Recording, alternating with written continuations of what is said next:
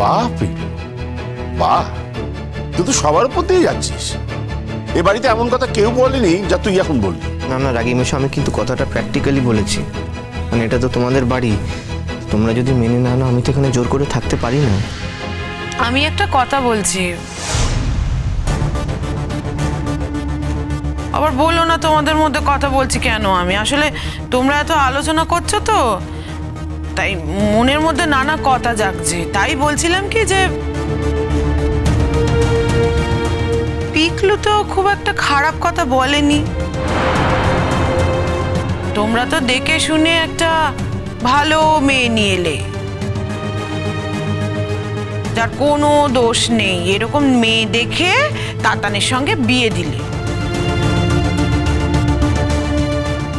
কি হলো তাতে? লাভটা কি হলো? সেই তো ছেলের জীবনটাই শেষ হয়ে গেল। তাই বলছিলাম কি, এখন যদি একটা খারাপ মেয়ে দিনে কালে ভালো হয়ে যায়, আর পিকলু যদি তাকে বিয়ে করে, তাকে বিয়ে করে তার বাবা মাকে উদ্ধার করে, সেই মেয়েটাকে উদ্ধার করে, তাতে দোষের কি আছে? হ্যাঁ ছোট বৌদি, যেই মেয়েটাকে তোমরা লক্ষ্মীমন্ত মেয়ে ভেবেই বাড়িতে এনেছিলে, সেই মেয়েই তো এখন এই বাড়ির সবচেয়ে বড় অলক্ষ্মী হয়ে দাঁড়িয়েছে। এই বাড়ির সুখ শান্তি সব নষ্ট করছে। ভালো মেশো, আমি তোমাকে গ্যারেন্টি দিয়ে বলছি যে অদ্রিজা একদম পাল্টে গেছে। ও সত্যি সত্যি চেঞ্জ হয়ে গেছে। ও কিন্তু এখন কারোর ক্ষতি করতে পারে না। ওর মধ্যে সেই শক্তিটাই নেই, আমার মনে হয় সেই ইচ্ছেটাও নেই। ওর মতন মেয়ে যদি একটা ভালো জীবন পায়, যদি একটা সুস্থ জীবন পায়, তাহলে কিন্তু খুব সুন্দর করে সংসার করতে পারবে। নিজের আশেপাশে যারা আছে তাদেরকে সুখী রাখতে পারবে, খুশি রাখতে পারবে। সত্যি বলছি। আর দেখো, এই সময় আমাদের সংসারের যে অবস্থা, আমরা তো সবাই বিপর্যস্ত হয়ে আছি। এই সময় যদি কেউ এসে এই বাড়ির হালটা ধরে, সংসারের হালটা ধরে, তাহলে কি খুব ক্ষতি হবে বলো? তা বলে তাতান চলে গেল, কটা দিন যেতে পারলো না, এরই মধ্যে তুই বিয়ে করবি?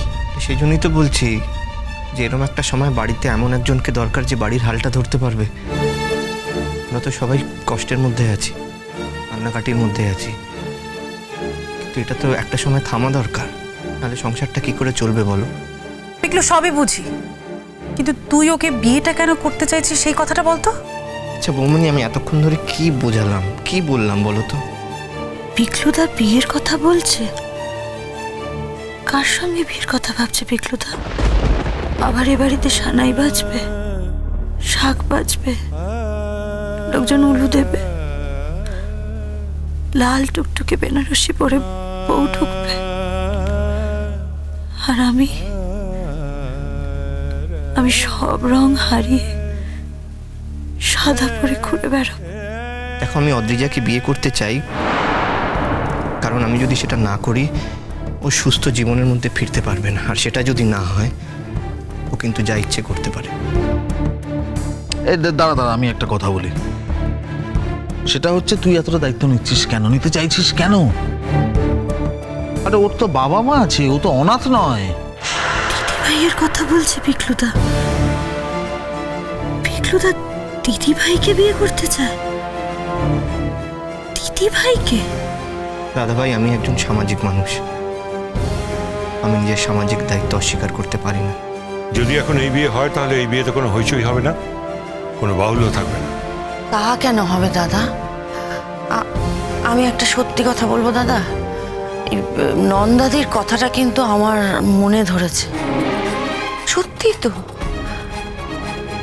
আমরা তো সুলক্ষণা মেয়ে এনেছিলাম, সুলক্ষণা মেয়ে দিয়ে কি হলো দাদা? কি হলো বলুন? সব তো শেষ হয়ে গেল। না না, ওসব লক্ষণ টক্ষণ কিচ্ছু না, জানেন, কিচ্ছু। আর তার উপর এটা তো সত্যি যে ওই মেয়েটা তো জীবনে অনেক অনেক অনেক ধাক্কা খেয়েছে, এখন ও যদি ভালো করে সংসার করে তাহলে তো ভালো। আর ও তো পিকলুর বউ হবে, পিকলু ওর সাথে থাকবে, ওরা যদি সুখে থাকে, শান্তিতে থাকে, ওদের জীবনটা যদি ভালোভাবে কাটে, আমরা আর কদিন দাদা, সেটা তো আমাদের ভালো লাগা উচিত, তাই না?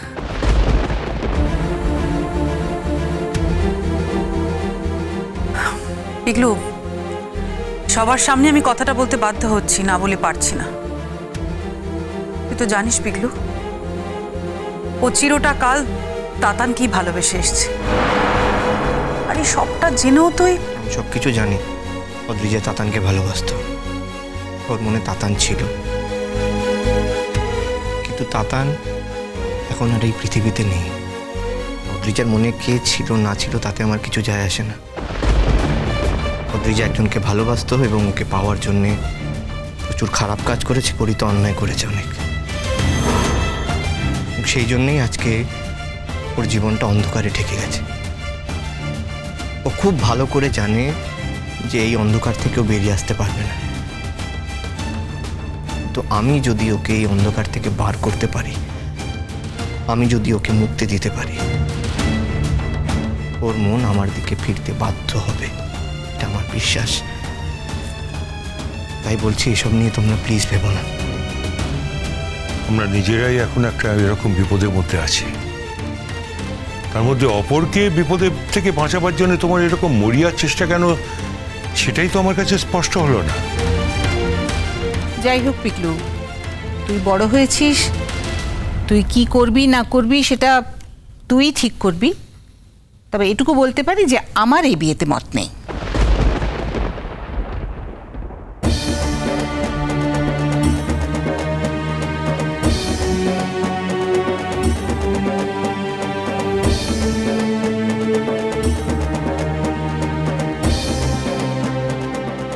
যে মেয়েটাকে নিয়ে বাড়িতে এত গন্ডগোল, সেই মেয়েটা কি আবার বাড়ির বউ করে তোলা হবে?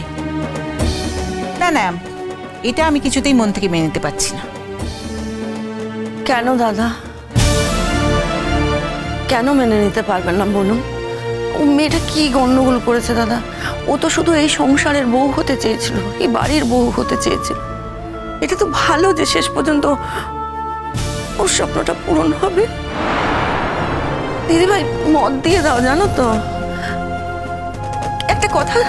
একটা কথা বলো, এই যে যাকে উপর থেকে দেখে ভালো মনে হয়, সে যে তলায় তলায় চূড়ান্ত ক্ষতি করতে পারে, এ তো আমরা দেখলাম। আর এর তো সমস্তটাই আমরা জানি। হ্যাঁ, একটা কথা আছে না দিদিভাই, যে অজানা বন্ধুর থেকে চেনা শত্রু ভালো। এ যদি খারাপও হয়, এর তো আড়াল করার কিছু নেই আমাদের কাছে। এর সবটুকু নিয়ে যদি এখন ভালো করে সংসার করে, সেটা তো খুব ভালো দিদিভাই। এতে ক্ষতির কি আছে বলুন দাদা?